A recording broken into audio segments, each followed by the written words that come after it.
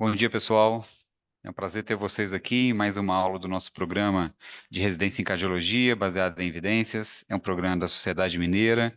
Eu sou Luiz, sou representante do Hospital das Clínicas nesse programa e atual presidente também da sociedade. Hoje a gente vai falar sobre tromboembolismo pulmonar. Isso faz parte do conjunto de aulas que nós começamos semana passada.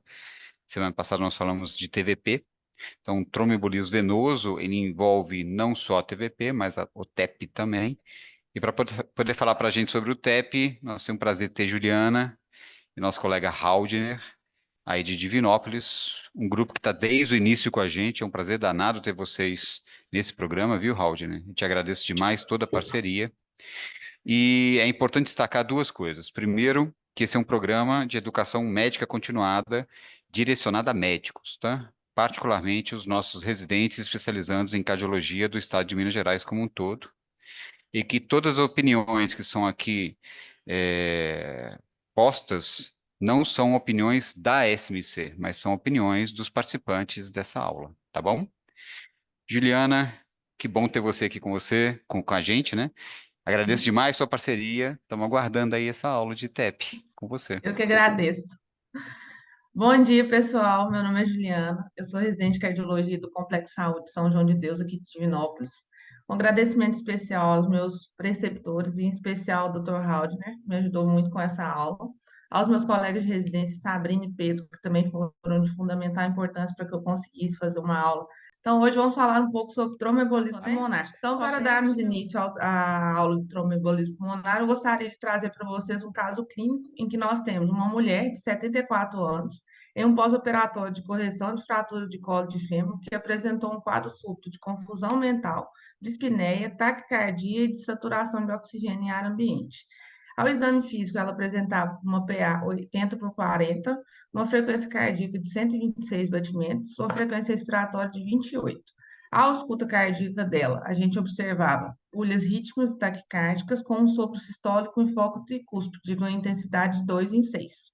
A ausculta pulmonar apresentava um murmúrio vesicular reduzido em base direita e membros inferiores ela tinha uma presença de cicatriz cirúrgica, edema de duas cruzes em quatro e dor em um membro inferior direito.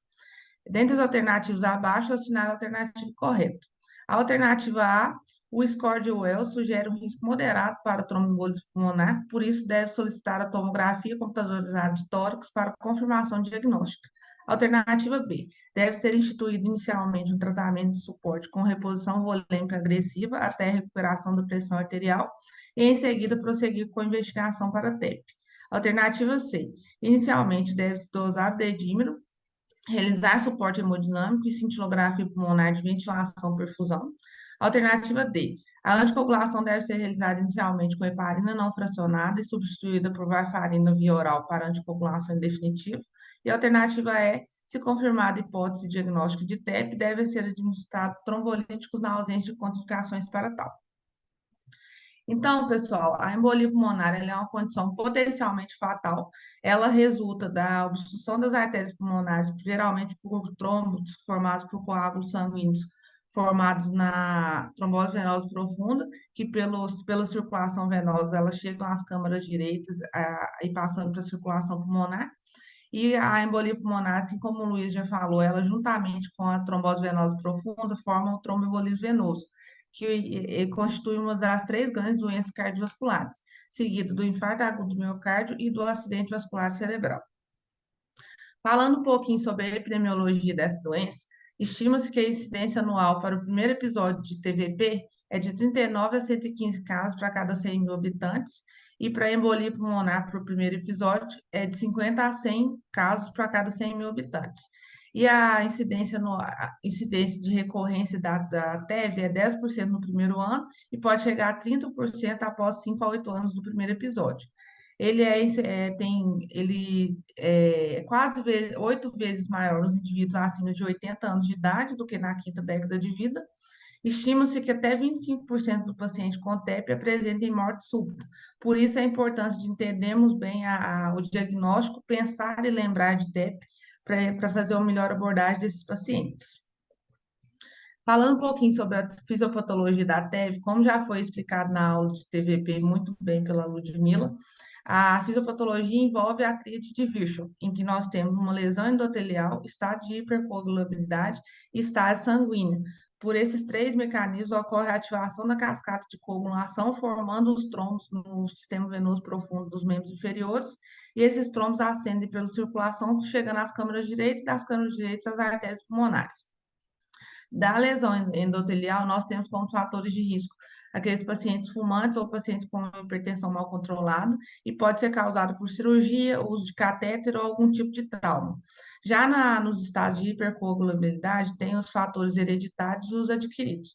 Os hereditários são aqueles pacientes que têm as trombofilias, têm alguma deficiência, pode ser da proteína C ou proteína S, e os adquiridos são os pacientes que têm câncer durante a gestação, pacientes mais obesos, e a estase sanguínea é associada a um período de imobilização, por exemplo, quando o paciente fica imobilizado após uma cirurgia ou durante viagens longas. E a embolia pulmonar, pessoal, ela ocorre, igual eu expliquei anteriormente, ocorre a formação desses trombos nas veias profundas dos membros inferiores. Esses trombos passam pela circulação, chegando às câmaras direitas. Das câmaras direitas, eles chegam às artérias pulmonares. A depender do tamanho desse trombo e da localização que ele impacta nessas artérias pulmonares, pode levar a um colapso hemodinâmico por causa de um choque obstrutivo. O que acontece? Esse trombo, dependendo do lugar que ele impacta, ele faz um aumento súbito na pós-carga do ventrículo direito. Esse aumento súbito leva a alterações dinâmicas e da estrutura do ventrículo direito. Ele leva a um rechaçamento do septo interventricular para o lado esquerdo. Esse rechaçamento faz com que ocorra uma diminuição da pós-carga do ventrículo esquerdo. Essa diminuição da pós-carga leva a uma diminuição da irrigação coronariana, leva a um quadro de baixo débito, levando a pressão arterial mais baixa, e esses pacientes que apresentam uma disfunção de ventrículo direito são pacientes que têm uma chance de ter uma maior mortalidade e um pior prognóstico nesses pacientes. Aqui, como podemos ver nessas duas imagens, a imagem à esquerda, nós temos o resumo de toda essa. Oi.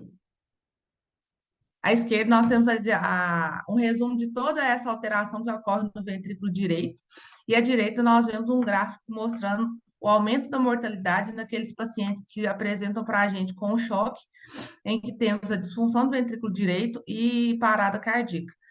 Esse paciente com essa instabilidade hemodinâmica, eles têm um aumento súbito da mortalidade em 30 dias. E os fatores de risco? Os fatores de risco associados ao primeiro episódio de embolia pulmonar, nós temos principalmente fratura de membro inferior, hospitalização por uma IC descompensada ou um IAM nos últimos 3 meses, alguma cirurgia ortopédica, principalmente cirurgias grandes de quadril e joelho, presença de algum traumatismo maior e uma idade acima de 50 anos. Já o principal fator de risco para recorrência é a presença de uma TEV prévia e o fator de risco associado a essa TEV prévia. Foram feitos vários estudos para avaliar como que esses pacientes chegam para a gente na emergência. E dos principais sinais e sintomas que o paciente apresenta quando ele tem uma TEP aguda, principalmente a dispneia. O paciente pode ter um ataque-pneia também, uma dor torácica pleurítica, pode apresentar tosse, hemoptise, pode chegar com quadro de síncope e apresentar crepitações à ausculta. Após fazer a avaliação desses pacientes, avaliando o fator de risco associado com os sinais e sintomas que aquele paciente apresenta, nós temos que fazer uma avaliação da probabilidade clínica pré-teste. Essa avaliação visa enquadrar esse paciente em grupos de probabilidade clínica baixa, intermediária ou alta, visando fazer diminuição de exames exagerados sem necessidade. Então, para isso, nós temos os scores validados. O primeiro é o critério de Genebra, em que ele tem como variável o paciente teve uma TEP ou uma TVP prévia, avaliação da frequência cardíaca desse paciente, uma cirurgia ou fratura em menos de 30 dias, presença de hemoptise, o paciente com um câncer ativo, presença de dor unilateral no membro inferior, dor à palpação do trajeto venoso profundo do membro e edema unilateral e uma idade acima de 65 anos. Então, aqui você vai fazer pontuação nesse score. E o paciente vai ser um paciente com baixa probabilidade clínica, se o ponto for de 0 a 1, intermediário de 2 a 4 e alto se for maior ou igual a 5 pontos. E o score de Wells. O score de Wells, ele tem como critério sinais objetivos de TVP, ou seja, edema e dor à palpação do membro, taquicardia com a frequência cardíaca acima de 100, presença de imobilização acima de 3 dias consecutivos, ou cirurgia nas últimas 4 semanas, uma TVP ou TEP prévio, hemoptise, presença de neoplasia maligna e um diagnóstico alternativo é menos provável do que TEP. No score de Wells, o paciente é baixa probabilidade de pontuar menos de 2 pontos, intermediário de 2 a 6 e alta probabilidade se for acima de 6 pontos.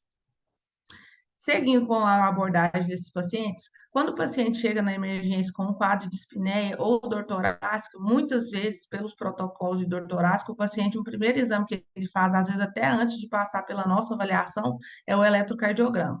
O eletrocardiograma, ele é um exame que ele não nos dá diagnóstico de embolia pulmonar, porém, ele é um excelente exame para prognóstico desses pacientes. A maioria dos pacientes com embolia pulmonar, eles nos apresentam como uma taquicardia sinusal e pode mostrar para a gente uma disfunção de ventrículo direito, ou seja, no eletro você pode ver um bloqueio de ramo direito, sinais de sobrecarga de ventrículo direito e um sinal que aparece na embolia pulmonar, que é o S1Q3T3, que é o mostrado na imagem, em que nós temos uma onda S na derivação D1, uma onda Q na derivação D3 e inversão da onda T na derivação D3 também. Seguindo com a investigação desse paciente, nós podemos pedir um raio-x de tórax para avaliar, diferenciar a dispneia na emergência, né? No raio-x de tórax, assim como o eletro, ele é um exame prognóstico. Ele consegue nos mostrar sinais de sobrecarga do ventrículo direito e o tamanho dessa embolia pulmonar. Na figura 2, nós conseguimos ver o sinal de Fleschner, em que você consegue observar a dilatação das artérias pulmonares vista pelo raio-x. Quando você tem uma dilatação das artérias pulmonares que você consegue avaliar pelo raio-x, significa que é uma embolia pulmonar com obstrução mais segmentar, mais proximal, em que ocorre essa dilatação dos vasos e ele consegue ser visto pela radiografia. Outro sinal que podemos ver é a corcova de Hampton, em que conseguimos observar uma área de isquemia na periferia do pulmão, mostrando uma área de infarto pulmonar.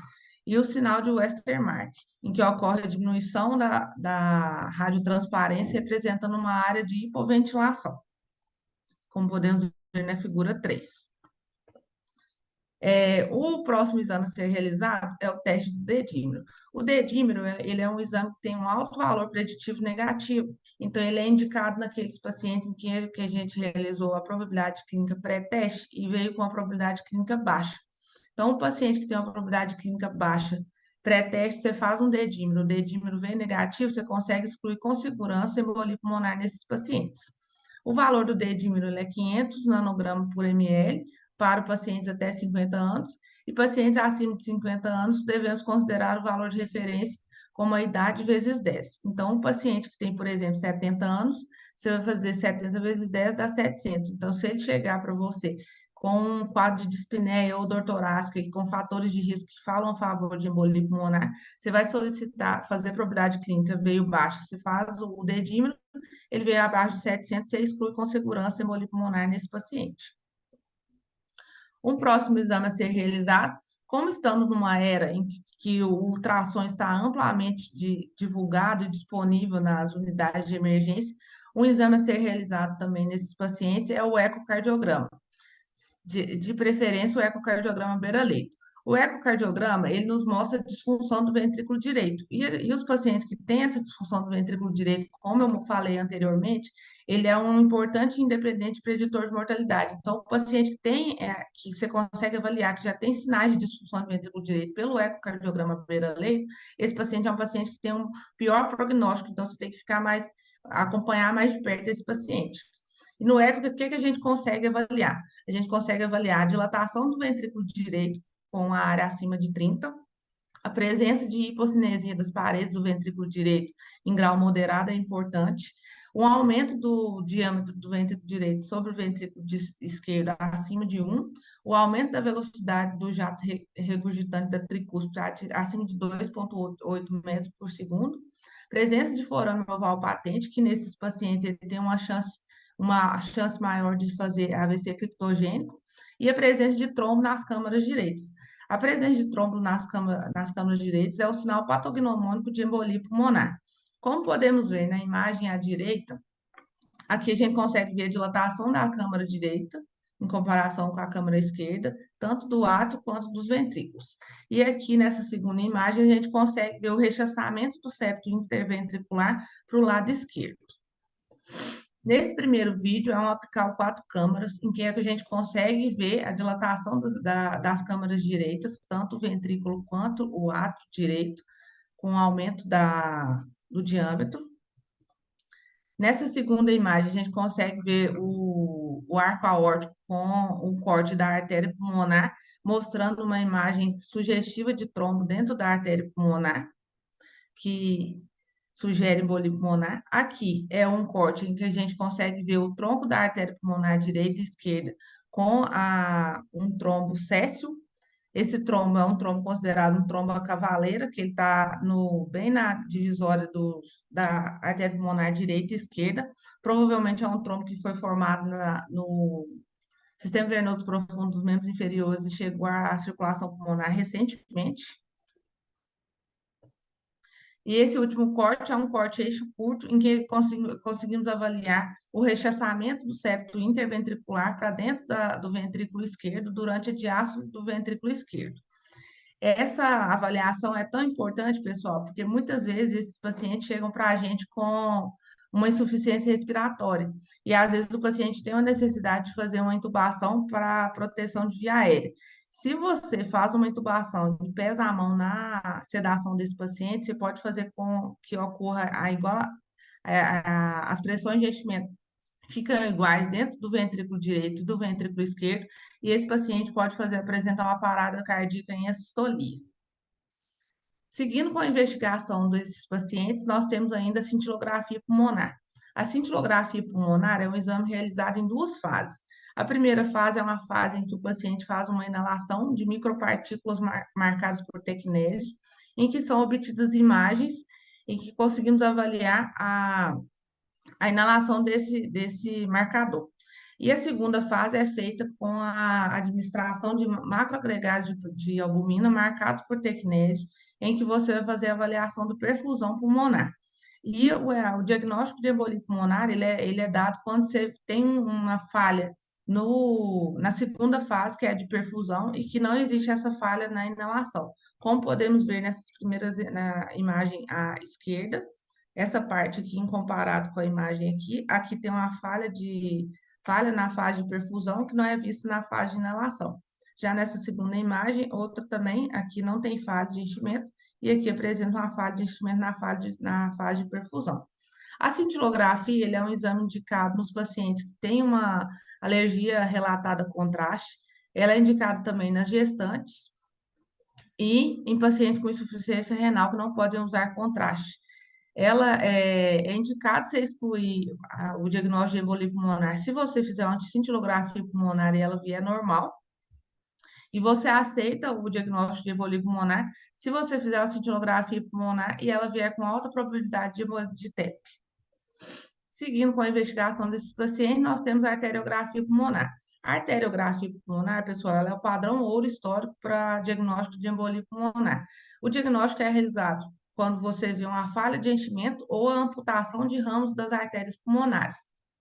A arteriografia ela é realizada com injeção de contraste dentro do sistema arterial pulmonar e você capta imagens de radiografia. Então, como podemos ver nessas duas imagens, à esquerda, aqui a gente consegue ver a amputação dos ramos das artérias pulmonares segmentares e aqui uma falha de enchimento na artéria pulmonar também, mostrando o diagnóstico de embolia pulmonar nesses pacientes. A arteriografia ela já foi muito utilizada, porém ela é um método invasivo e hoje, por a angiotomografia de tórax ser mais disponível nos centros, ela é mais utilizada do que a arteriografia para diagnóstico nesses pacientes. Angiografia pulmonar por tomografia computadorizada, como falei anteriormente, ela é o método de escolha para avaliar os pacientes com suspeita de embolia pulmonar e ela consegue nos mostrar a vasculatura pulmonar, tanto segmentar quanto subsegmentares. E o diagnóstico é dado quando você tem uma falha de enchimento nas artérias pulmonares, como podemos ver nessa imagem à esquerda. Na figura A, aqui nós temos uma falha de enchimento oclusivo do vaso com dilatação dessa artéria pulmonar. Na imagem B, a gente consegue ver, apresenta uma falha de enchimento mais central, margeada por meio de contraste, e na imagem C, uma falha de enchimento mais aderida à parede, margeada também por contraste. Todos esses três mostram a embolia pulmonar. A angiotomografia também consegue nos mostrar a relação do ventrículo direito sobre o ventrículo esquerdo. Como eu já falei anteriormente, aqui também a gente consegue ver o rechaçamento do septo interventricular para o lado esquerdo e conseguimos fazer também a avaliação da relação ventrículo direito sobre o ventrículo esquerdo. Essa avaliação é tão importante, pessoal, que o aumento dessa relação está diretamente relacionado com a mortalidade desse paciente em 30 dias. Então, o paciente que tem uma relação do VDVE de 1, a mortalidade dele é 5% em 30 dias, podendo chegar até 50% se o paciente apresentar um índice acima de 2,3.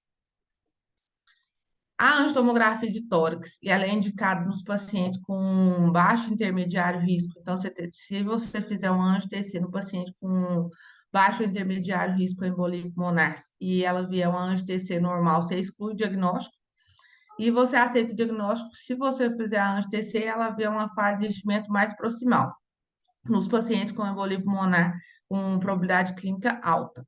E considera também rejeitar o diagnóstico se você fizer a angio-TC normal num paciente com a probabilidade clínica alta. Então, pessoal, o fluxograma de abordagem desses pacientes. Então, o paciente chega para a gente na emergência. É um paciente que você tem uma suspeita de embolia pulmonar e ele não tem instabilidade hemodinâmica. Então, você vai fazer aquela avaliação pelos scores validados e vai calcular a probabilidade clínica pré-teste. A probabilidade clínica foi baixa, você vai solicitar o dedímero. Se ele vier negativo, você exclui embolia pulmonar. Se ele vier positivo, você segue com a investigação. Você pode fazer uma angio-TC ou uma cintilografia. Se o paciente já tem um score de risco de moderado a alto, você já vai direto para a angio-TC ou a cintilografia. Se esses exames vierem positivos, você trata como embolia pulmonar. Se vier negativo, você vai prosseguir a investigação do sintoma daquele paciente. Se o paciente nos apresenta com uma instabilidade hemodinâmica, o primeiro exame a ser realizado, como eu já falei anteriormente, é o ecocardiograma beira-leito, em que nós vamos buscar ou a presença de trombo em câmaras direitas, que é patognomônico de embolia pulmonar, você já vai tratar esse paciente como paciente de alto risco, ou a disfunção do ventrículo direito. A disfunção do ventrículo direito, se o paciente não tiver disfunção do ventrículo direito, você vai investigar outras causas para que causam essa hipotensão e esse choque desse paciente. Se você conseguiu avaliar e viu que tem uma disfunção do ventrículo direito, você vai seguir com a investigação. Você vai fazer uma angio-TC ou uma cintilografia, o que tiver mais disponível, e se tiver disponível. Se não tiver disponível, você já vai tratar esse paciente como paciente alto risco para embolia pulmonar. Se você tiver disponível e vier negativo, você tem que investigar outras causas nesse paciente. Se vier positivo, você trata como paciente alto risco de embolia pulmonar. Após fazermos o diagnóstico desses pacientes, nós temos que fazer uma avaliação de gravidade da embolia pulmonar e do risco precoce desse paciente. Para isso, nós temos o score validado, que é o PESE, que é a avaliação de gravidade nesses pacientes. Ele tem como variável a idade, que você vai colocar quantos anos esse paciente tem. Se o paciente é homem, ele ganha mais 10 pontos. As comorbidades que esse paciente apresenta, então, se ele tem um câncer, se ele tem um EC, se ele tem uma doença pulmonar crônica, e os achados clínicos, que é uma frequência cardíaca acima de 100, 110, PA sistólica abaixo de 100, uma frequência respiratória acima de 30, temperatura menor que 36, se ele tem uma confusão mental ou alteração no nível de consciência, e saturação menor que 90%. Jogando nesse score, a gente vai calcular o risco desse paciente de probabilidade de morte precoce. Então, esse paciente vai ser dividido em risco muito baixo, aqueles que tiverem uma pontuação menor que 65, risco baixo de 66 a 85, intermediário de 86 a 105 e muito alto se for acima de 126 pontos. Então, pessoal, diante desse paciente que a gente já fez uma avaliação clínica, nós temos que dividir esse paciente se é um paciente alto risco, risco intermediário ou baixo risco de embolia pulmonar. Então, o paciente alto risco é aquele paciente que chegou para a gente, que ele já chegou no estado de choque ou uma hipotensão refratária, ele tem disfunção do ventrículo direito e ele apresenta, aqui tem a importância de solicitar os marcadores de injúria miocárdica, que é a troponina e a CK. MB. em que podemos avaliar principalmente os pacientes de risco intermediário.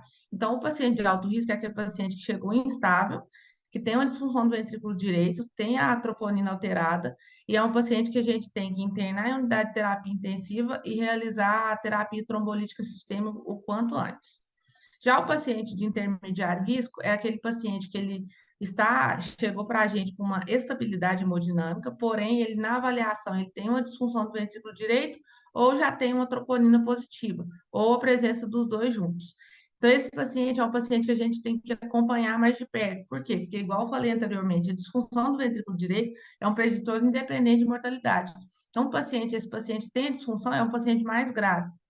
Então, ele deve ser realizado internação hospitalar, iniciar a anticoagulação para esse paciente parenteral e acompanhar esse paciente, ser reavaliado em horas e dias, porque esse paciente tem um risco de descompensação hemodinâmica precoce. E o paciente baixo risco é aquele paciente que está estável hemodinamicamente, não tem disfunção do ventrículo direito e não tem alteração de marcadores de injúria miocárdica, ou seja, de troponina negativa. Então, o paciente que tem uma disfunção, esse paciente baixo risco é um paciente que você pode pensar com uma alta precoce com tratamento oral. Você tem que avaliar se ele não tem alguma outra comorbidade que indique internação desse paciente. Se esse paciente tiver condição de fazer o tratamento ambulatorial, que você consegue acompanhar e que o paciente vai fazer o uso correto das medicações, você pode dar alta para ele, fazer o tratamento por via oral e acompanhar ambulatorialmente e a anticoagulação inicial. Então, o paciente com embolia pulmonar de alto risco, de alto risco não, nós temos que fazer a anticoagulação parenteral desses pacientes, em preferência, você deve preferir a heparina de baixo peso molecular em comparação com a heparina não fracionada. Os pacientes que têm uma indicação de fazer anticoagulação oral, você deve preferir o uso de anticoagulantes orais diretos, em preferência com os antagonistas da vitamina K. E os pacientes que são elegíveis para fazer o uso da varfarina, que é um antagonista da vitamina K, você tem que fazer uma anticoagulação parenteral primeiro, até atingir o RNI na faixa de 2 e 3. Então, nós temos a heparina não fracionada, que a dose inicial dela é 80 unidades por quilo em bolo, seguido de 18 unidades por quilo hora. Tem que ser ajustado o TTPA entre 2,5 e 3 vezes o valor de referência. A enoxaparina, a dose é 1 miligrama por quilo de 12 em 12 horas, ou 1,5 miligrama por quilo uma vez ao dia, e ela não pode ser utilizada em pacientes com clearance de creatinina menor que 30.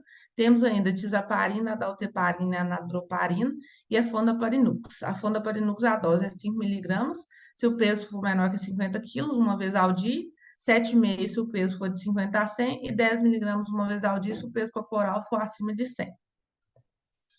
E os anticoagulantes orais diretos, nós temos a rivaroxabana, a dose inicial é 15 miligramas de 12 em 12 horas por 21 dias, depois 20 miligramas uma vez ao dia, a dose de manutenção. A apixabana é 10 miligramas de 12 em 12 horas por 7 dias, seguido de 5 miligramas de 12 em 12 horas. A dabigatrana, você tem que fazer uma anticoagulação parenteral, primeiramente, depois passar para 150 miligramas de 12 em 12 horas. A edoxabana também tem que ser realizada uma anticoagulação parenteral, primeiramente, depois seguido de 60 miligramas uma vez ao dia. E essa dose pode ser ajustada se o paciente tiver um peso corporal menor que 60 quilos ou uma função renal reduzida. Aí a dose é de 30 miligramas uma vez ao dia. Os tratamentos de reperfusão. Como eu falei anteriormente, aquele paciente que chega instável hemodinamicamente ou apresentou uma parada cardíaca e é uma embolia pulmonar de alto risco, você tem que fazer uma trombólise. E a trombose também é indicada naqueles pacientes em que você começou a anticoagulação, porém o paciente apresentou uma deteriorização hemodinâmica. Então, você pode fazer um tratamento de reperfusão como resgate.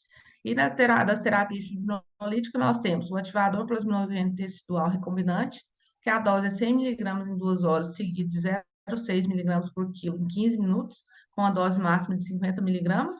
Temos ainda a streptokinase, que a dose é 250 unidades, 250 mil unidades como dose de ataque em 30 minutos, seguido de 100 mil unidades por hora durante 12 a 24 horas. E a uroquinase, que a dose é 4.400 unidades por quilo com dose de ataque em 10 minutos, seguido de 4.400 unidades por quilo hora de 12 a 24 horas. O tratamento de reperfusão, nós temos que avaliar se esses pacientes apresentam contraindicação a esse tratamento. Então, as contraindicações, as absolutas, é o paciente com uma história de um acidente vascular cerebral hemorrágico ou de origem desconhecida, paciente que teve um AVC isquêmico nos últimos 6 meses, presença de alguma neoplasia do sistema nervoso central, um traumatismo crânioencefálico grave, cirurgia ou traumatismo craniano nas últimas 3 semanas, diátese hemorrágica ou sangramento ativo, e as relativas ao paciente que teve um ataque isquêmico transitório nos últimos 6 meses, uso de anticoagulação oral, gravidez ou primeira semana do pós-parto, os locais de punção são não compressíveis, paciente que passou por uma ressuscitação traumática, presença de hipertensão refratária, uma doença hepática avançada, endocardite infecciosa ou presença de úlcera péptica ativa. E temos ainda disponível a embolectomia cirúrgica, a embolectomia por catéter percutâneo e a ECMO. A embolectomia cirúrgica e a por catéter percutâneo, elas são indicadas naqueles pacientes que eles têm ou uma contraindicação à trombólise, deteriorização hemodinâmica. A embolectomia cirúrgica ela é realizada quando se faz uma toracotomia e faz um acesso direto às artérias pulmonares, e ali você vai fazer a retirada desses trombos. A embolectomia por catéter percutâneo ela é realizada por um acesso venoso profundo, em que você chega às artérias pulmonares e faz a aspiração desses trombos. E a ECMO pode ser usada em associação com a embolectomia cirúrgica ou catéter percutâneo, porém ela deve ser utilizada em centros que já têm uma experiência de utilizar essa técnica. Temos ainda os filtros de veia cava. O filtro de veia cava, o objetivo dele é impedir que os trombos formados nos membros inferiores cheguem à circulação pulmonar. Então, ele é colocado na veia cava e ele é indicado nos pacientes que têm uma contraindicação absoluta ao uso dos anticoagulantes e pode ser considerado também naqueles pacientes que estão tendo uma TEV recorrente, mesmo em uso do tratamento. E o tratamento da fase crônica. A fase crônica, o paciente, esse tratamento inicial, como já foi discutido, após 3 meses, nós temos que decidir se você vai manter a anticoagulação desse paciente ou se você vai suspender. Para fazer essa avaliação, a gente avalia o risco de recorrência de TEV nesse paciente e o risco de sangramento de uso da terapia. O risco de recidiva, de TEV recorrente no paciente, ele é dividido em baixo risco, intermediário e alto. O baixo é aquele paciente que teve um primeiro episódio de TEV associado a uma cirurgia maior ou anestesia acima de 30 minutos. O paciente que ficou internado por mais de 3 dias restrito ao leito por causa de uma doença aguda ou um agravamento de uma doença crônica, ou a presença de um traumatismo com fratura. Então, esse paciente tem um risco de 3% de recorrência nos próximos anos, que desenvolveu aquele primeiro TEV.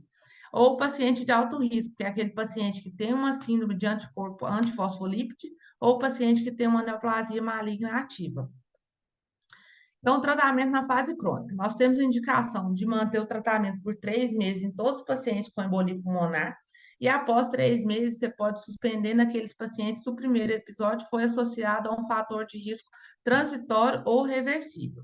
Já após 3 meses, você vai avaliar o paciente que tem síndrome anticorpo antifosfolípide, ele tem indicação de manter a anticoagulação prolongada e esses pacientes têm indicação de usar os antagonistas de vitamina K. E você pode manter por tempo indefinido ou prolongado naqueles pacientes que teve uma TEV recorrente e que está associada a um fator de risco maior ou fator de risco reversível. Você pode ainda estender a anticoagulação nesses pacientes, do paciente, você pode considerar a extensão da anticoagulação no paciente se o primeiro episódio desse paciente foi associado a um fator de risco que você não conseguiu identificar.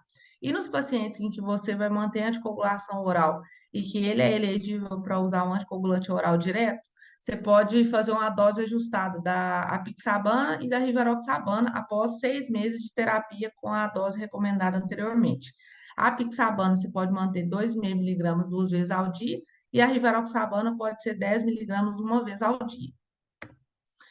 Já nos pacientes que têm essas recomendações que eu falei anteriormente, são recomendações para pacientes que não têm câncer. Já os pacientes que têm câncer, como já foi dito na aula de TVP, como a Ludmila disse também, são um pouco diferentes. Então, o paciente que tem um câncer, ele tem a indicação de usar a enoxaparina de baixo peso molecular por 6 meses ou mais, em preferência aos antagonistas da vitamina K. E você deve usar a enoxaparina você pode utilizar a edoxabana ou a rivaroxabana em vez da enoxaparina de baixo, a heparina de baixo peso molecular nos pacientes que não têm um câncer gastrointestinal, porque os pacientes que têm um câncer gastrointestinal, eles têm mais risco de sangramento, então esses pacientes não podem usar os anticoagulantes orais diretos. Já nos pacientes em que você tem um câncer ativo, você pode estender essa anticoagulação por tempo indefinido ou até a cura desse câncer. E em pacientes que têm algum tipo de câncer em que você encontra uma embolia pulmonar acidentalmente, porque às vezes o paciente fez uma angio-TC para estadiamento do câncer, e aí veio que tem uma embolia pulmonar. Esse paciente deve ser tratado da mesma forma do paciente sintomático. E aqui os estudos realizados comparados os anticoagulantes orais diretos. O primeiro foi o RECOVER, que foi em 2009, que avaliou a dabigatran em comparação com a varfarina. Foi visto como desfecho primário, que é a recorrência do TEV, e desfecho secundário, a presença de sangramentos maiores, e foi visto que a dabigatran, ela não precisa de monitorização laboratorial e ela tem uma taxa de recorrência quase igual à varfarina, e o sangramento, a presença de sangramentos são menores com a dabigatran, então ela é indicada no tratamento do TEV. O segundo foi em 2012, que foi o Einstein, que avaliou a rivaroxabana com a varfarina no TEP. A rivaroxabana, a dose foi de 15 miligramas de 12 em 12 horas por 3 semanas seguidas, de 20 miligramas uma vez ao dia, comparado com o tratamento padrão com heparina e varfarina. O desfecho primário foi a recorrência do TEB, o secundário foi a presença de sangramentos maiores. Foi visto que a rivaroxabana ela não é inferior à terapia padrão e tem taxa de recorrências semelhantes, e o risco de sangramento é um pouco menor do que com a varfarina. Em 2013 foi feito o Amplify, que avaliou a apixabana em comparação com a varfarina. A apixabana foi na dose de 10 miligramas 2 vezes ao dia por 7 dias, seguido de 5 miligramas uma vez ao dia por 6 meses, comparado com a terapia convencional de heparina com varfarina. Desfecho primário também foi o TEV recorrente, e o secundário a presença de sangramento. Foi visto também que a apixabana apresenta taxas de recorrência semelhantes com a varfarina, com menor risco de sangramento. Então, ela também é indicada para o tratamento do TEV. Teve em 2013 o Hokusai, que avaliou a edoxabana em comparação com a varfarina, que foi um estudo em que utilizou a edoxabana na dose de 60 miligramas ou 30 miligramas, se tivesse que ser ajustado. E também o desfecho primário foi a presença de TEV recorrente, e o secundário, presença de sangramentos maiores. E foi visto também que a edoxabana tem taxas de recorrência semelhantes à varfarina e taxas de sangramento semelhantes. Então, ela também é indicada no tratamento do TEV. Em 2014, foi feita uma avaliação de realizar fibrinólise naqueles grupos de pacientes com embolia pulmonar de risco intermediário. Então, eles pegaram, foi um ensaio clínico randomizado duplo cego, em que eles avaliaram 1.006 pacientes, em que eram 1.006 pacientes que tinham embolia pulmonar de risco intermediário, ou seja, eles estavam estáveis, mas tinham uma disfunção do ventrículo direito ou a alteração de injúria miocárdica. E fizeram nesses pacientes de tenecteplase associada à heparina em comparação com placebo associado à heparina. Foi visto que nesses pacientes ocorreu uma menor descompensação hemodinâmica nesses pacientes que realizaram a trombólise. Porém, quando foi ver o desfecho secundário, que foi a presença de sangramentos maiores ou a presença de AVC, no grupo em que realizou a trombólise, aumentou muito os sangramentos maiores e a presença de acidente vascular cerebral. Então, a terapia fibrinolítica, ela preveniu a descompensação hemodinâmica, mas aumentou muito o risco de sangramento. Então, ela continua não sendo indicada nesses pacientes com risco intermediário. Então, voltando um pouco à nossa discussão do caso que eu iniciei a aula, nós temos uma mulher de 74 anos e pós-operatório de correção de fratura de fêmur, com quadro de confusão mental súbita, dispneia, taquicardia e de saturação. Dentre as alternativas, isso não era a alternativa correta. Alternativa A, nós temos o score de Wells sugere um risco moderado para tromboembolismo pulmonar, por isso deve solicitar a tomografia computadorizada de tórax para confirmação diagnóstica. Então, nós temos que o score de Wells, ela pontua nos sinais objetivos de TVP, que ela tem dor no membro inferior direito, presença do ataque cardíaco, ela está com a frequência cardíaca de 126, e uma cirurgia recente nas últimas semanas. E um diagnóstico alternativo é menos provável que TEP. Então, essa paciente ela tem 9 pontos no score de Wells, então ela tem uma probabilidade alta para embolia pulmonar. Então, a alternativa A está incorreta. E a alternativa C, que fala, inicialmente deve-se dosar dedímero, realizar suporte hemodinâmico e cintilografia pulmonar. A paciente que tem uma probabilidade clínica pré-teste alta não tem indicação de realizar o dedímero. O dedímero seria se ela tivesse probabilidade clínica baixa. Então, a letra C também está incorreta. Alternativa B. Deve ser instituído inicialmente o tratamento de suporte com reposição volêmica agressiva até recuperação da pressão arterial e, em seguida, seguir com a investigação de TEP. Essa paciente, ela está com uma pressão arterial mais baixa, e ela tem uma alta probabilidade de embolia pulmonar. Então, como eu disse anteriormente, essa pressão dela, a pressão dela está baixa porque ela tem uma disfunção do ventrículo direito que leva à diminuição do débito cardíaco e diminuição da pressão arterial. Então, essa reposição volêmica agressiva, ela irá piorar o quadro da paciente, então não está indicado de ser realizada. A reposição volêmica deve ser realizada com cautela nesses pacientes. Alternativa D. A anticoagulação deve ser realizada inicialmente com heparina não fracionada e substituída por varfarina via oral por anticoagulação em definitivo. Essa paciente, na probabilidade clínica pré-teste, é uma paciente de alto risco, então você deve fazer o ecocardiograma beira-leito, provavelmente, e é uma paciente que ela está com instabilidade hemodinâmica, então é uma paciente que provavelmente vai ser de alto risco de embolia pulmonar, então aqui a gente tem indicação de fazer a trombólise e não a heparina, inicialmente. E a alternativa E, que é a nossa resposta, se confirmada a hipótese diagnóstica de TEP, deve ser administrado trombolíticos na ausência de contraindicação para tal.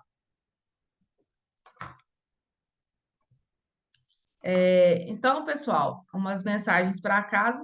Nos pacientes que têm uma instabilidade hemodinâmica, o primeiro exame a ser realizado é o ecocardiograma beira-leito, para você avaliar como etapa rápida de avaliação desse paciente, se você vai diferenciar suspeito de embolia pulmonar de alto risco de outras situações agudas com risco de vida nesse paciente.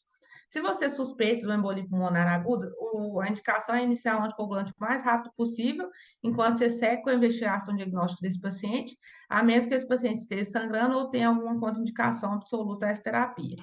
E a utilização dos algoritmos, que são os scores validados para embolia pulmonar, ele nos ajuda a manejar melhor esses pacientes. Então, você faz a avaliação e faz o dedímero nos pacientes com probabilidade clínica baixa.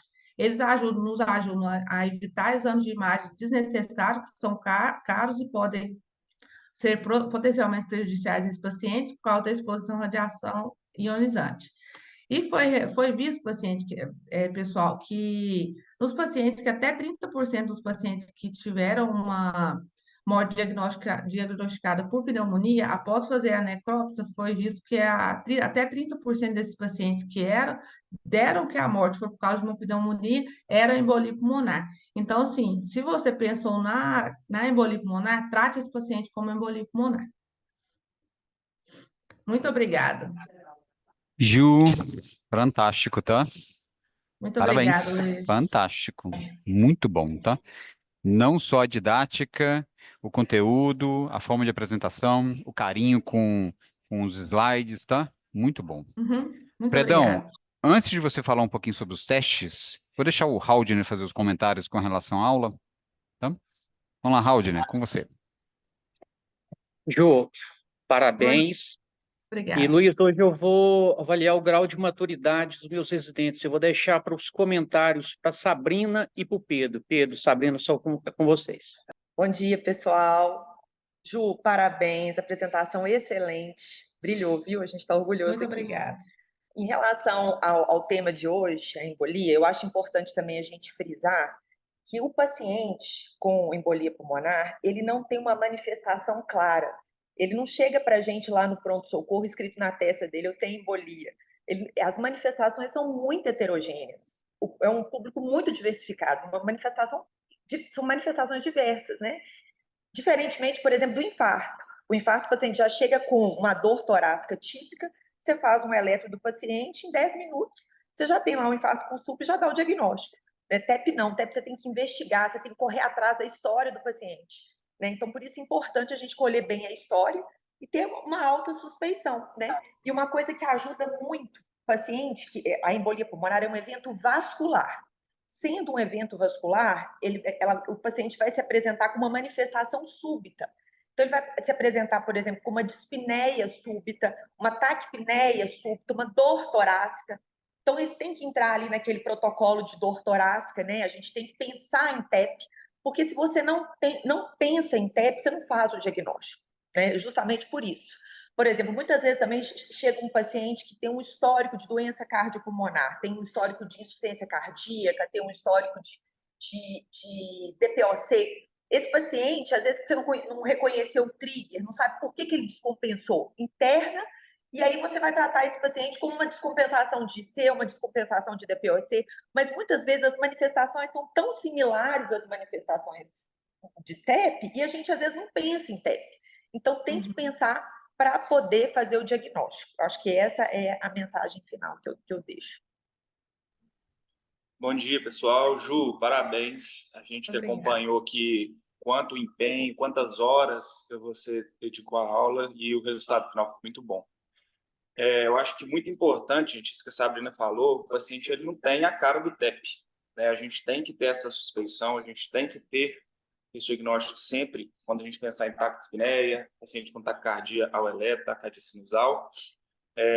Lembrar que o eletro, por mais que seja muito rápido a gente ter nos centros de melhor atendimento, de pronto atendimento, os sinais eles são mais de diferença de prognóstico do que de diferença diagnóstica de fato, Então, uma coisa que nós como cardiologistas, nós como residentes, a gente tem que correr atrás. A gente pensa assim, eu não quero fazer eco, eu não gosto de eco, eu não vou mexer com isso. Mas a gente tem visto o valor do POCUS.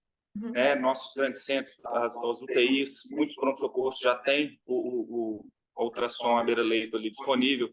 Então, a gente conseguir ter essa expertise, trabalhar em cima disso, correr atrás de ter essa ferramenta em mãos para que a gente consiga avaliar não só no TEP, a gente avaliar a disfunção de VD, as outras alterações que podem aparecer, mas como diagnóstico diferencial. A gente pode olhar se o paciente tem um tamponamento cardíaco, um derrame pleural, se esse paciente pode ter ali uma doença valvar aguda, uma ruptura de godoalhas, Questão do FOP, a gente conseguir avaliar, porque isso também infere algo catastrófico que pode vir. Então, para a gente não ficar ali preso ao dedímero, a angiotensina, que muitas vezes não sai tão rápido, para a gente conseguir também alocar esse paciente da melhor forma. Então, acho que a mensagem é essa, a gente tem que crescer sempre, buscar ter em mãos essas ferramentas para que a gente consiga atender nosso paciente a tempo, evitar a instabilidade hemodinâmica e evitar os altos níveis de mortalidade, igual você citou na aula. Parabéns e muito obrigado, pessoal, foi muito bom. Fredão, você vai querer falar sobre os testes um pouquinho? Para poder facilitar o entendimento deles, o que é probabilidade pré-teste e pós-teste? Gente, a gente falou de uma doença, assim como várias outras na cardiologia, e vocês seguiram aí uma sequência muito didática, Epidemiologia, fisiopatologia, a parte clínica, os exames complementares, o fluxograma diagnóstico, até entrar no tratamento. E um ponto que é nevrálgico é entender a probabilidade pré-teste e a pós-teste, senão você vai utilizar exames errados nesse momento. Fredão, o que você gostaria de comentar sobre isso? Vamos lá. Então, vamos lá. Então, vamos fazer uma revisão rápida, que hoje eu tenho o prazer de ser residente do Haldner por um dia. Então, assim, eu sou residente do Haldner do Complexo de Saúde São João de Deus. Parabéns, Ju. E aí nós vamos fazer uma revisão rápida, como o Haldner falou, isso aí talvez valha a pena até a gente colocar no início do curso para vocês terem uma ideia de quando indicar um teste, escolher um ou outro. Então, isso vai ser interessante da gente entender. Vou tentar ser bem rápido. Espera aí que não está passando. Então, primeiramente, a gente sempre divide, Se a gente fizer um quadro desse aqui, 4x4, a gente tem em cima a doença, se ela é presente ou não, e se o teste é positivo ou não. E aí, nós temos aqui o paciente que tem a doença e o teste é positivo, que a gente chama de verdadeiro positivo, e aquele paciente que não tem a doença e o teste deu negativo, que é o verdadeiro negativo. O nosso problema está aqui, entre os pacientes que têm um falso positivo, que se a gente pegasse a pesquisa clínica, a gente ia chamar de erro tipo 1, né? É como se a gente falasse que um homem barrigudo estava grávido, desse o diagnóstico para ele isso, então é um erro tipo 1, que é um falso positivo. E, ao mesmo tempo, o erro tipo 2, que é aquele falso negativo, que é como se a gente falasse com uma mulher grávida, tipicamente já está com a barriga proeminente, 8 meses de gravidez, a gente falasse que ela não estivesse grávida, então isso a gente chama de erro do tipo 2. Por que a gente tem que entender isso? Porque daí sai as formas como a gente analisa os testes diagnósticos, como foi falado na aula, eu vou aproveitar elas, como dedímero, anti-TC, e aí a gente pode seguir para tudo. Presença de dispneia na sala de emergência, pode usar para troponina, para eletro, o que eu quiser fazer se eu tivesse raciocínio baseado nisso. Então, a sensibilidade, o que ela é? Nada mais é do que é uma análise pré-teste. Então, eu sei um paciente que tem a doença, e aí eu vou olhar dentro dos pacientes que têm a doença, quanto que o meu teste acerta, quanto que ele fala os verdadeiros positivos em relação aos falsos negativos. E isso me dá a sensibilidade de um teste. Em relação à especificidade, ele vai me acertar o quanto o teste é negativo em relação aos pacientes que não têm a doença. Então, quanto ele acerta excluir a doença. E isso, a gente tem que entender que o exame de alta sensibilidade, ele é ótimo para a gente fazer o screening da doença. Como a gente viu lá, o dedímero, ele é ótimo para eu fazer o screening se o paciente tem embolia pulmonar ou não. Agora, quando eu preciso de um exame de especificidade, é quando eu quero confirmar o diagnóstico. Então, isso, por exemplo, na prática clínica, a gente usa no teste de HIV. A gente usa o ELISA, que tem alta sensibilidade, para a gente ver se o paciente pode ter HIV ou não, excluir, pelo menos, os que não têm. E, a partir daí, a gente vai para um teste mais específico, como o Western blot, e aí confirma se o paciente tem um HIV ou não. Então, essas são características do teste. Isso tudo está pré-teste. E, a partir daí, a gente começa a ver os valores que têm relação após o teste. Então, quando a gente vai falar de valor preditivo positivo, aí eu não estou falando de doença, eu estou falando do teste. Se o meu teste der positivo, então eu tinha um paciente na sala de emergência e eu pedi um dedímero. Esse exame veio positivo. Qual é a chance de eu acertar o verdadeiro positivo em relação ao falso negativo? Então, isso, além dele me dar esse dado, a prevalência da doença naquele cenário vai fazer toda a diferença para mim.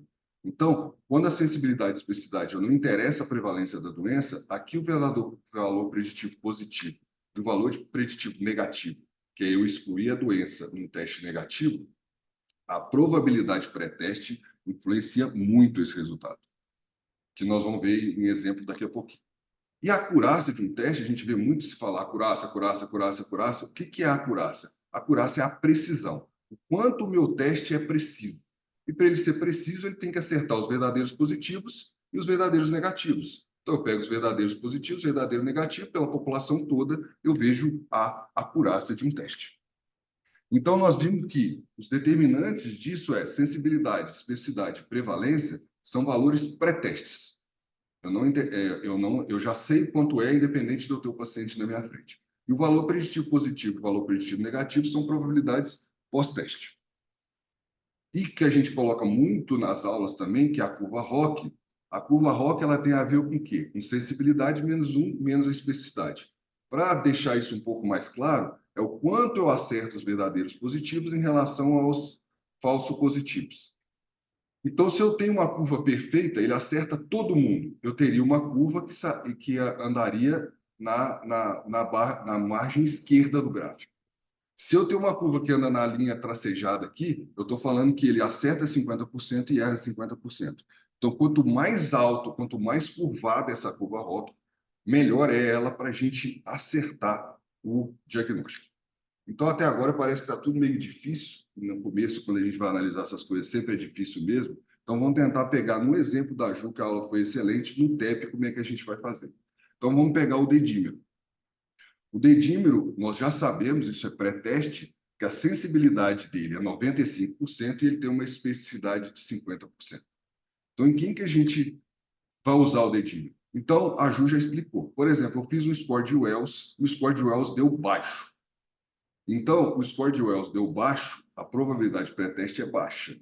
Então, eu tenho que usar um teste que tem uma boa sensibilidade e que nós vamos ver que, devido à sensibilidade, quando o teste dá negativo e a minha prevalência é baixa, como ele vê, o meu valor preditivo negativo é muito alto, 99,7%. Então, ele é um ótimo exame de screening para esse paciente que tem uma prevalência baixa de doença, como o score de Wells baixo. Ao mesmo tempo, se eu pego um paciente que a prevalência da doença é alta, quer dizer, ele tem 50% de prevalência, então o score de Wells alto, esse exame ele já vai diminuir a minha capacidade de dizer que ele não tem a doença. Então, ele passa a não ser tão interessante.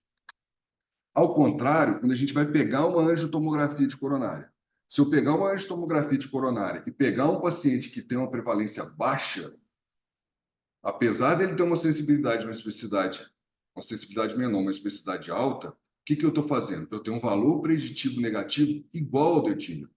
Então, para que eu vou gastar? Contraste, radiação, é um exame mais complexo, com mais complicações para o paciente, que eu vou ter um resultado parecido com o dedímero, no sentido de descartar a doença, no sentido de valor preditivo negativo. Agora, quando o paciente tem uma prevalência alta, ó, se ele tem um score de Wells alto, aí a tomografia vai fazer o que eu quero. Ela vai confirmar a doença e o valor preditivo positivo dela é de 98,4%.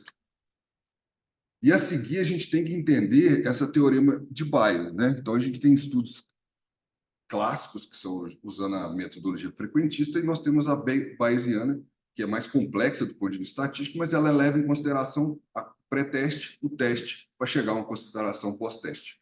Então, o teorema de Bayes diz o quê? A chance da doença pré-teste, multiplicada por uma razão probabilística, que é o que a gente vai ver agora, produz uma chance da doença pós-teste, que é o que eu quero. Eu quero saber qual é a chance desse paciente. Chegou com clínica, eu fiz o exame complementar, qual é a chance agora dele realmente ter a doença?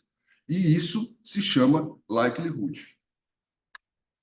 Então, o likelihood positivo, ele é como a curva de Hoppe, eu vou pegar os verdadeiros positivos e tirar os falsos positivos.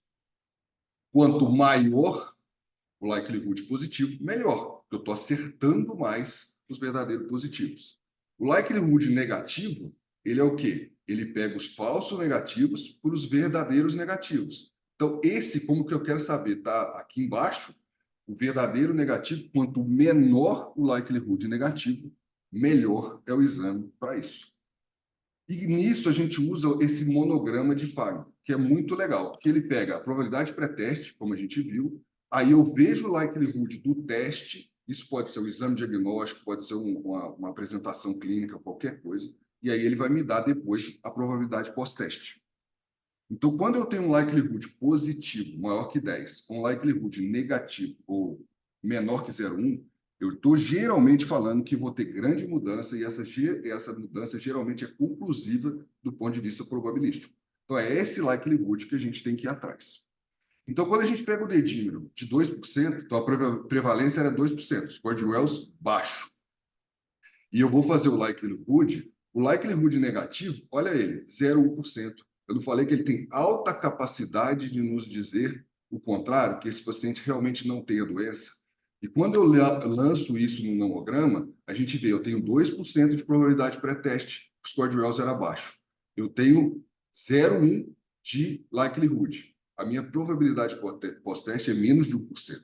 Então, assim, às vezes, a gente nem fala que eu excluo ou eu concluo a doença, porque nós estamos falando de probabilidade. Mas eu estou dizendo que a probabilidade desse paciente ter TEP é muito, muito baixa e eu posso dar alta para esse paciente que eu vou procurar outro diagnóstico, porque ele provavelmente não vai ser embolia pulmonar. Agora, quando eu tenho uma prevalência alta da doença, então eu tenho um score de Wells alto, eu posso até fazer o likelihood, que a gente viu que ele era 0,1%. Mas olha o que acontece. A minha probabilidade pré-teste era 50%, o meu likelihood é ótimo, é 0,1, mas olha a probabilidade pós-teste, 5%. Eu não posso errar 5% nesses pacientes. Então, o dedímero no paciente de alto risco, ele não faz sentido de eu usar. Então, se você pedir, você está arrumando um problema com a sua cabeça. Você está indicando mal no exame, porque a minha probabilidade pós-teste, que eu quero excluir a doença, ela não é boa. E, ao mesmo tempo, se eu pego um paciente que for fazer uma angiotomografia, eu indico essa angiotomografia para um paciente de baixo risco, então a prevalência é baixa, o que nós estamos fazendo? O likelihood negativo continua baixo, ó, o likelihood é ótimo. Mas quando eu lanço ele no neurograma, olha para você ver, eu fiz, ele tem 2% pré-teste, eu vi o likelihood dele e olha a minha chance de descartar a doença, 5%. Então, mas ao mesmo tempo, então assim, para que eu vou fazer esse teste se eu tenho o dedímero que me fez isso muito bem lá atrás? Então, nessas contas são simplesmente para a gente ver que o dedímero é muito bem indicado no paciente que tem prevalência baixa, quer dizer, o score de Wells baixo, que ele vai fazer o que a gente quer desse teste nesse momento, que é excluir ou dizer que é baixa a probabilidade desse paciente ter a doença. Agora, quando a prevalência é alta, a gente viu que a gente precisa de um valor preditivo positivo maior e um likelihood positivo maior. E aí, nesse caso, a gente vai para o exame mais específico, que é a angiotomografia. Então, assim, foi muito rápido e eu acho que isso é uma coisa que a gente precisa aprender e talvez ter até uma aula mais calma e mais longa desses temas.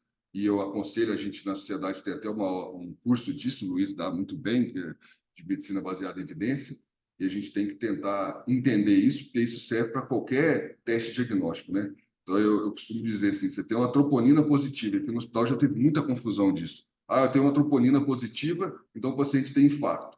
Eu posso ter o Haldner brincando com o filho dele lá e dosar uma troponina dele e der positiva, a probabilidade pré-teste dele é muito baixa. Então, essa troponina positiva, o likelihood dele vai ser baixo. Agora, se nós estamos com um paciente no pronto-socorro com dor torácica típica, vários fatores de risco, então a probabilidade pré-teste é alta, o likelihood é bom, então a probabilidade pós-teste disso realmente ser um infarto é muito grande, né? E eu gosto dessa fase de Sócrates, só para terminar, só sei que nada sei. O fato de saber isso me coloca em vantagem sobre aqueles que acham que sabem alguma coisa, porque pelo menos nós vamos correr atrás de aprender. Obrigado, Raul, pela orientação, por ter sido residente seu por um dia. Vamos para discutir TEP, que é o que interessa. Ô, Haldner, você está com um residente velho, hein? Pessoal, nós temos 5 minutos para perguntas. Vamos lá. O que o Fred falou é fundamental, tá, gente? Complementando o que Sabrina comentou, você tem a parte clínica e aí você tem que saber realmente utilizar os testes de forma adequada. Se você não entender essas palavrinhas, são difíceis, né? Sensibilidade, especificidade, valor preditivo, a razão de verossemelhança, né? Que é o likelihood ratio, e aí vai. Perguntas? Bruno, Bom dia. Gente, uma dúvida nossa que surgiu aqui é em relação ao tratamento desses pacientes com primo diagnóstico de TEP. Se eu estou diante de um idoso que, na avaliação, ele tem aqueles, por exemplo, critérios de ajuste de dose da apixabana, mais de 80 anos, eventualmente com a creatinina tocada.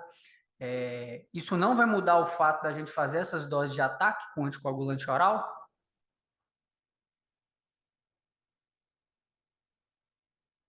Ju, pergunta difícil para você. Se você não conseguir, Haldner não comenta. Vamos lá. Tá fechado o seu áudio. Tô falando que a pergunta dele foi boa, difícil.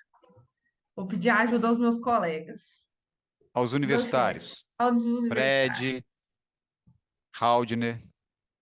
Ô, Luiz, boa pergunta, né? Pergunta assim, mais complexa. É aquilo que nós usamos na última discussão. Se o paciente tem uma alta probabilidade, você tem um diagnóstico, você tem que tratar o paciente, porque o risco desse paciente evoluir com disfunção ventricular é muito grande. Então, assim, talvez o Fred sabe complementar mais do que na minha linha de raciocínio, mas na minha opinião, eu daria dose completa para esse paciente, não ajustaria. Eu não sei se ele considerou um paciente fragilizado ou não fragilizado, mas na minha concepção eu daria dose completa. E outra coisa, se lembrar o seguinte, se esse paciente tem uma disfunção renal e é um paciente fragilizado, a própria correção de dose nesse paciente mantém esse paciente numa margem de segurança sem sangramento. Fred. Essa é uma pergunta ótima e não tem uma resposta clara, porque assim, os estudos com FA, eles corrigiram a dose para os pacientes que tinham algum grau de disfunção renal e assim sucessivamente para cada um dos anticoagulantes. No estudo de embolia pulmonar, eles não fizeram correção de dose, não fizeram o mesmo critério que se usou para FA. Qual que é o grande problema? Eu acho que aí entra a arte médica e a individualização. Na maioria dos pacientes, eu vou dizer que eu uso a dose cheia da anticoagulação mesmo. Mas, em alguns pacientes, principalmente como o Roger falou, às vezes é um paciente frágil, às vezes é um paciente que eu calculo o score de risco de fragilidade de sangramento é muito alto, às vezes eu faço a dose corrigida. Mas isso é uma opinião de especialista e ajuste de prática clínica. Mas resposta nos trials a gente não teve disso, porque para TEP não teve correção de dose nos trials. Posso Entendido, falar um Brunão? pouquinho? Pode falar, Marcélia. Eu acho que o único, assim, a única contraindicação nesse contexto é o paciente com clearance de creatinina menor que 30. Aí, indiscutivelmente, a gente vai usar a heparina não fracionada. Agora, eu entendo que, considerando o risco e a importância da doença, a gente deve tratar com a dose cheia. Ju, isso é tarefa para você responder depois para a gente lá na TVSMC. Você pega os 4 estudos de TEP, tá? Tá. E TEV também, e avalia se houve ajuste de dose. Não houve, tá bem? Uhum, Então, uma coisa importante, inclusive a dose de ataque dos dois fármacos que são utilizados, né, rivaroxabana e apixabana, você tem que dar a dose cheia. uhum. Se você quiser ajustar, vai ser um tratamento pós-dose de ataque, mas isso não foi contemplado nos estudos. Depois você tira essa dúvida para a gente, tá? Nos Tá 4 bom. estudos. Uhum. Pergunta seguinte, vai ser a última, gente. Luiz, quem sou eu perto do Fred para falar alguma coisa de estudo científico, mas eu só queria comentar que esses estudos com DOC, eles compararam não inferioridade com a varfarina e não superioridade. Então, porque quando a gente pega, né, que as diretrizes atuais, elas colocam o DOC como primeira escolha, ressalvo as exceções, mas que todos os estudos foram de não inferioridade. Mais. Todos eles, tá? O princípio da não inferioridade, ele se aplica a esse tipo de estudo. E ele não conseguiu superioridade, porque também não teve cálculo para isso, tá? Mas só de ser não inferior, né, Fredão? Uma medicação que é mais de fácil uso e que sangra menos, ele já é suficiente para você vir adotá-lo como medicação preferencial. Lembrando que gravidez, amamentação, disfunção renal importante, SAF, você tem aí as suas limitações de uso, tá? É Pessoal, são importante. 8h43. Vai lá, Fred. Não é só para completar o que a Marcela falou, eu acho que é importante, assim, esses estudos do DOAC é um clássico uso da não inferioridade bem usado, assim, né? Porque eles são mais fáceis de usar, não tem que usar RNI, tá. A única coisa que você tem que sempre ficar atento, e nesse caso foram corretos, é o cálculo da não inferioridade. Porque às vezes eles calculam uma não inferioridade tão grande que às vezes as pessoas confundem não inferioridade não quer dizer igualdade. Não inferioridade, eu estou dizendo o seguinte: eu aceito ser um pouco pior pelo benefício que a droga me traz. Então, eu estou aceitando que o DOAC pode ser até um pouco pior que a varfarina, mas por usar mais, por sangrar menos, por ter um uso mais fácil, quer dizer, eu não preciso ficar dosando RNI, a adesão é maior, eu estou aceitando ser um pouco pior por causa do resto dos benefícios que ela traz. Só que esse pouco pior é que tem que ser calculado bem na margem da inferioridade, senão vai dar problema na prática clínica mesmo. Haldner, com você, fechar a aula. Foi fantástico, tá, Ju? Parabéns. Obrigada. Pessoal, mais uma vez agradecer o convite feito pela Sociedade Mineira de Cardiologia, nesse programa de residência que vai a todo o estado de Minas Gerais. Pessoas de fora do estado já assistiram, comentam muito sobre as nossas aulas. Ju, parabéns. É importante essa evolução dos residentes, esse amadurecimento, e isso vale para todo mundo. Mais uma vez, obrigado. Pessoal, obrigado pela participação. Quem teve dúvida em relação a esses termos que são dos testes, né? Revejam a aula, ela está ali disponível na TVSMC. E ó, estudem, tá? É muita matéria para estudar ao longo de 2 anos, combinado? Para saírem bem informados. Isso é importante não só para a carreira de vocês, mas particularmente pelos pacientes que vocês vão atender, tá bom?